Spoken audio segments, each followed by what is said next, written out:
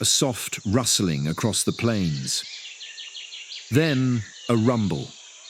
They come in thousands, then tens of thousands, then a rolling wave, dark, endless, alive. Wildebeest, restless, relentless, unstoppable. They do not migrate for glory. They do not move for conquest. They move because they must. In a world that shows no mercy, they chase rain, they follow grass, they run from death, and often into it. This is not just a journey. This is survival, stitched into every step. This is the Great Migration. Every year, across the golden plains of East Africa, a journey unfolds that has no equal on Earth. It is a journey of survival, of instinct, of determination, of life and death. This is the Great Migration. 2 million wildebeest, hundreds of thousands of zebras and gazelles, an ancient cycle, dictated not by calendar or compass, but by rain, by grass, by the desperate need to live. The cycle begins in the southern Serengeti, where the rains have just arrived.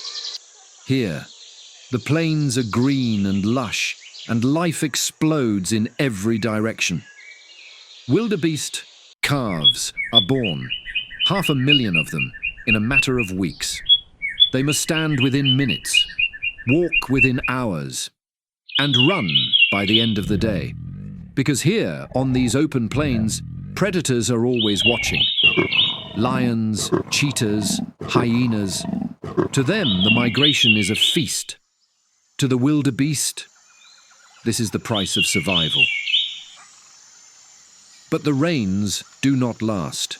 By March, the grasses begin to yellow, and instinct tells the herds it's time to move. They begin to march north. Thousands, then hundreds of thousands, then millions, a moving sea of animals stretching to the horizon. Zebras lead the way. Their sharp vision and strong memory help find the safest paths. Wildebeest follow in staggering numbers, their noses tuned to the smell of fresh grass carried by the wind. By May, they've reached the central Serengeti.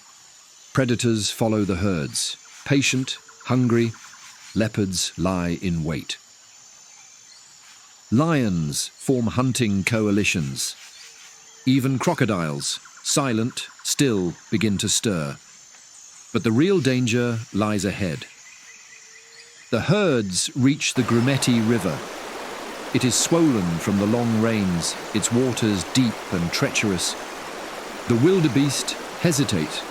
They crowd the banks, grunting, stomping, unsure. And then one jumps, then another, then 100, then chaos. Crocodiles explode from the water, some nearly 20 feet long. They strike fast. They drag down the weak. They feast without mercy. Yet the herds push forward. Because on the other side lies survival. At last, they reach the Masai Mara in Kenya. Lush, rich, and vast. This is the reward for those who survive. The grass is thick. The air is cool. The predators are fewer. Here the herds find rest. They feed. They mate. And they grow strong for the journey back. But peace never lasts long on the Serengeti. By late September, the skies begin to shift. Storm clouds gather in the south. The winds carry the scent of rain. And once again, the call to move. To return to the southern plains. The herds must cross another gauntlet, the Mara River. If the Serengeti is dangerous, the Mara is brutal. The banks are steep. The currents are stronger. The crocodiles are hungrier.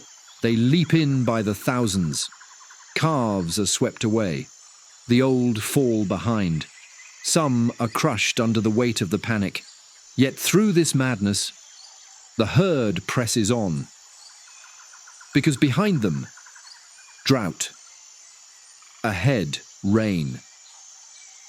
They return battered but alive, to the same southern plains where they were born, where the grass is green again, where the circle can begin anew. Of the 2 million that began this journey, thousands will not return.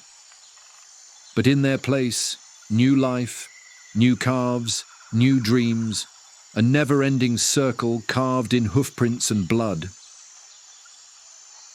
The Great Migration is not just an epic journey. It is the heartbeat of the Serengeti, a test of will and instinct, a breathtaking dance of chaos and order. To watch it is to witness evolution in motion. To understand it is to understand survival itself. This is not a migration. It is a miracle. This is life on the Serengeti.